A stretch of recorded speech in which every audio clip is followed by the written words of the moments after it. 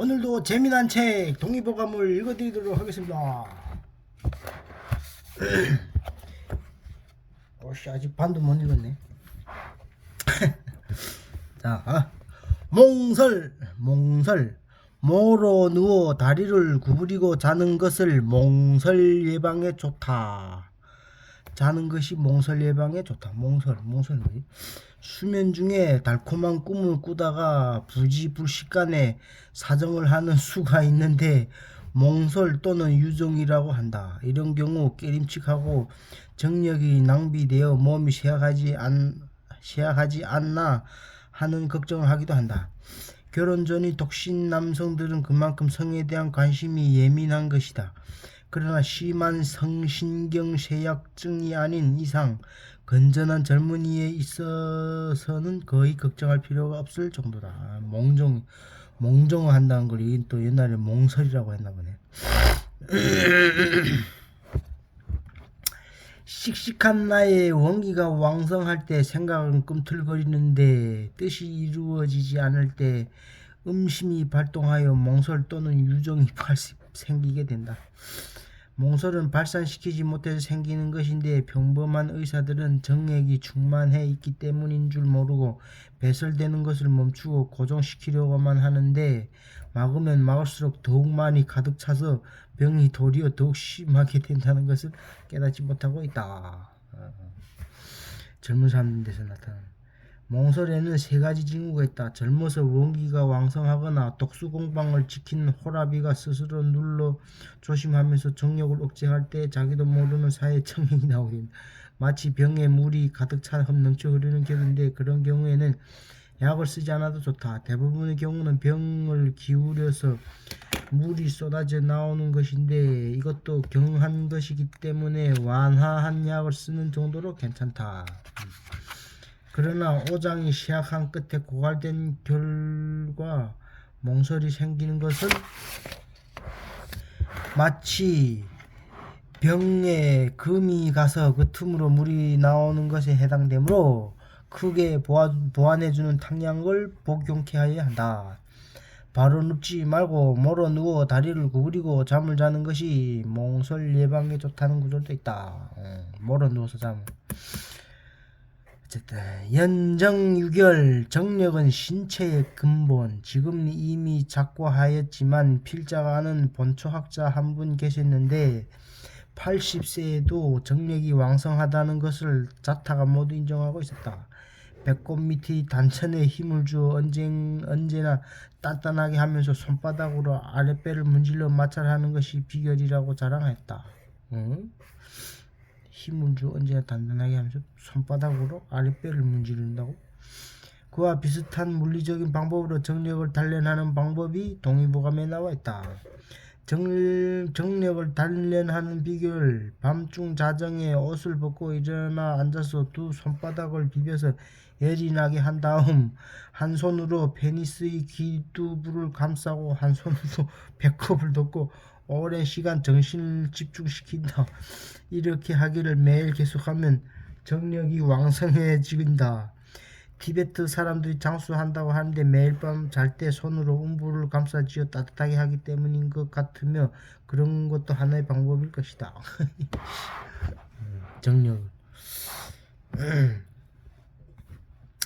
정력을 이와 같은 단련에 의해서 튼튼하게 하자는 것이 정력을 길러 비축함으로써 건강을 증진시키고자 하는 것이지 무절제하게 낭비하자는 것은 아닐 것이다. 옛사람들은 정의신본, 정력이 신체의 근본이라 하여 정의지보, 정력은 지극한 보배이기 때문에 아낄 수 있는 데까지 아껴야 하는 것을 양생법의 근본으로 삼았다. 그러나 중국의 의서인 천금방에서는 성욕을 너무 억제하여 배설하지 않으면 몸에 종기가 생긴다고 금욕유해설을 주장한 구절도 있으나 그것은 잘못된 생각이며 또 너무 금욕을 하면 생식선이 퇴화된다는 생각도 있으나 그것도 틀리며 과잉한 호르몬 축적이 신체적 고장을 일으키는 일은 없다. 그런가?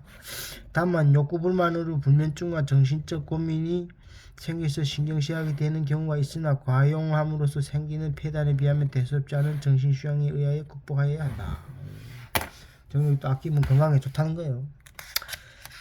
40대를 다 했다가는 건강을 해친다는 거죠. 우황? 저번에 우황 안 나왔나?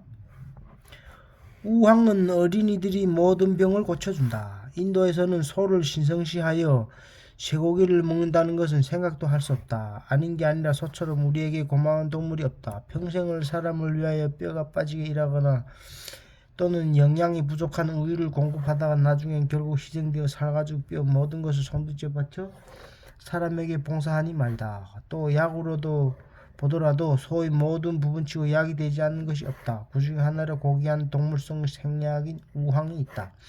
우황은 정신과 신경을 진정시키고 모든 잡념과 정신 혼란을 물리치며 미친증, 아이들 경풍 및 중독을 풀어주며 아이들이 모든 병을 고쳐준다.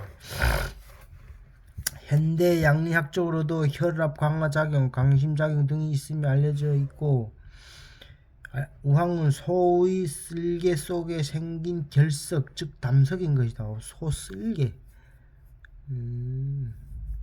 주 성분은 담즙, 색소, 콜레스테롤 등을 비롯하여 여러 가지 성분이 들어있으나 모든 생약에 그렇듯 과연 우황의 신기한 약효과와 그에 해당된 성분이 무엇이냐에 대해서는 앞으로 많은 연구가 필요하다.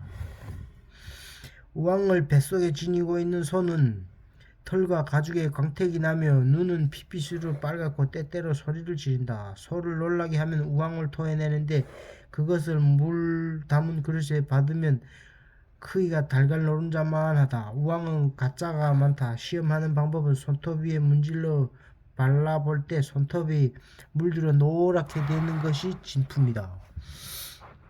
소를 놀라게 하여 토해내게 한 것을 생황이라고 하여 가장 귀한 것이다.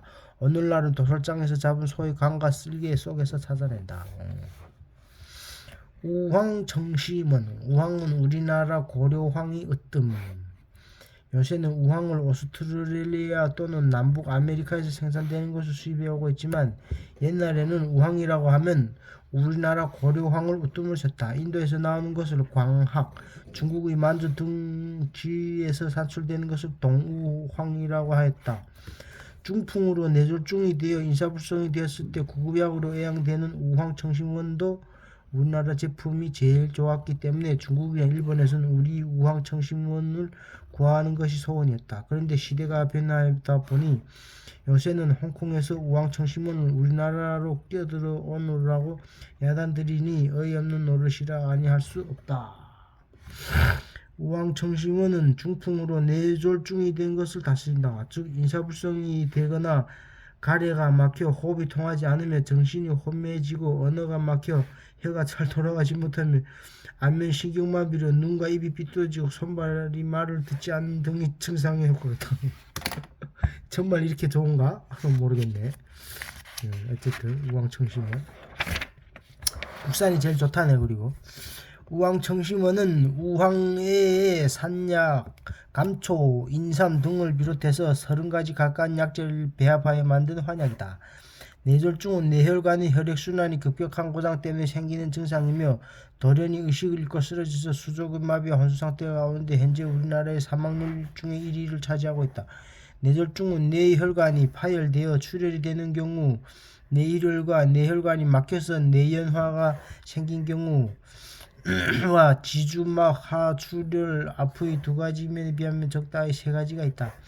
어느 경우나 모두 정신적인 쇼크, 급격한 운동, 갑작스러운 추위, 대변을 보느라고 힘을 줄 때 등의 유발시키는 원인이 된다.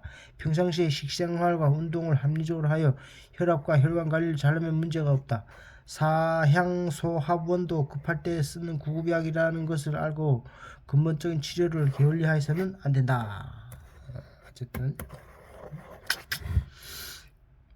우황청심만 그렇게 좋다고?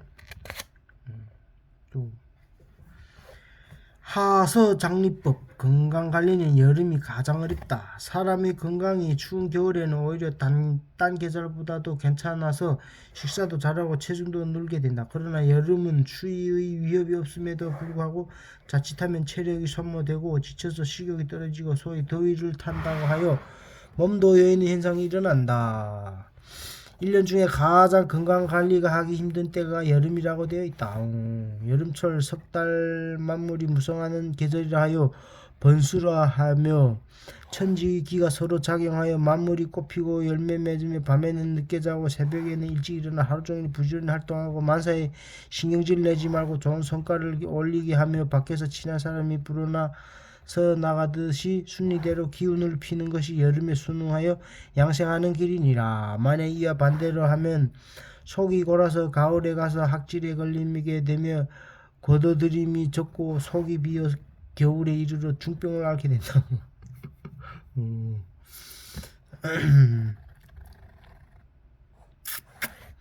여름 삼복철에는 대열이 원기를 손상시키니 건강을 지킨 사람은 이때를 가장 조심해야 한다. 만약 마음 내킨 대로 주색을 함부로 하면 신장이 망가져서 사망하게 된다. 여름철 더위가 심할 때 뜨거운 것을 갑자기 찬 것을 시켜서는 안 된다. 더운 데서 돌아와 냉수로 얼굴을 씻으면 크게 시력을 다치게 된다. 옛사람들은 세수하는 것조차 조심을 하였는데 요즘 사람은 덥다고 그나마도 술을 잔뜩 마시고 냉수로 샤워를 하거나 강물에 뛰어들어 죽음을 자초하는 사람들이 있으니 어이없는 일이다. 오늘은 여기까지.